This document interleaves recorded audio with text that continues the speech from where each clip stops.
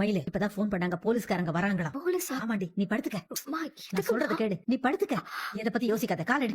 மா, என்னமா சொல்ற? எதுக்குமா படுக்கணும்? மயிலே, நீ எதை பத்தி யோசிக்காத. நான் சொல்ற மாதிரி நீ அவங்க கிட்ட சொல்லிடு. மத்தது எல்லாத்தையும் அம்மா நான் பாத்துக்கிறேன். என்னப்பா பண்றாங்க இவங்க?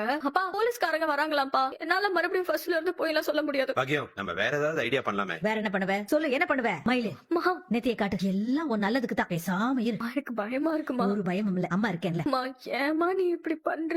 மயிலே, வேற வழியே இல்லாம தாண்டி இப்படி ஒரு முடிவு எடுத்திருக்கேன் நானு. யாரு மயிலே, நான் சொல்லி கொடுத்தது மாதிரி நீ சொன்னேன்னா உன் வாழ்க்கை தப்பிக்கும். இல்ல டைவர்ஸ் நோட்டீஸ்ல கையெழுத்த போட்டு கொடுத்துட்டு எங்கேயாவது போயிரு. மா, இனிமேல உன்னை வச்சு பாக்குறதுக்கு என்னால முடியாது. 1000 வழி இருந்து இதை தேர்ந்தெடுத்தா நம்ம தப்புன்னு சொல்லலாம். ஆனா இருக்கிறது ஒரே வழிதான். நீ கொஞ்சம் உங்க அம்மா சொல்ற மாதிரியே பண்ணிடுமே. அண்ணனுங்களோட வக்கீல் வந்திருக்காங்க. இனிமே நமக்கு எந்த பிரச்சனையும் இருக்காதுன்னு நினைக்கிறேன். நிச்சயம் அவங்க ஏதாவது பண்ணுவாங்க. அத்தையோட அண்ணனுங்க 2 பேரும் ஹெல்ப் பண்ண வந்தாங்களா? எப்படி வந்தாங்க? என்னமா கேள்வி இது? எப்படிமா வராம இருப்பாங்க? நமக்குள்ள 1000 பிரச்சனை இருக்கும், அடிச்சுக்கலாம். அதுக்காக நமக்கு ஒரு பிரச்சனை வரும்போது அவங்க விட்டு கொடுத்துருவாங்களா? என்னதான் இருந்தாலும் சொந்த ரத்தம் இல்லையாமா? எனக்கு அந்த தங்க மயில புள்ளைய நினைச்சாதான் அம்புட்டு ஆத்திரம் வருது. இப்படி எல்லாமா செய்வாங்க? இதெல்லாம் பாவம் இல்லையா? நான் அவங்கள போய் நேர்ல பார்த்து பேசிட்டு வந்து சித்தப்பா. கொஞ்ச நாள் அமைதியா இருங்க, வீட்டு பக்கம் வந்து தகராறு பண்ணாதீங்க, பொறுமையா விட்டா எல்லாம் சரியாயிடும் நான் சொல்லிட்டு வந்தேன். அப்படி சொன்னதுக்கு அப்புறமா பாருங்க, குடும்பத்தோட ஸ்டேஷன் கொண்டு வந்து உட்கார வச்சிருக்காங்க. சரவணனும் வந்து என்ன பார்த்தாமா, நடந்தது எல்லாத்தையும் என்கிட்ட சொன்னான். டைவர்ஸ் நோட்டீஸ் அனுப்பி இருக்கிறதாவும் என்கிட்ட சொன்னான். டைவர்ஸ் நோட்டீஸா? ஆமா, அதுக்குதான் அந்த புள்ள பலிக்கு பலி வாங்குறேன்னு சொல்லி இப்படி எல்லாம் பண்ணிக்கிட்டு இருக்கு போல. அவன் செஞ்சதுல என்னமா தப்பு?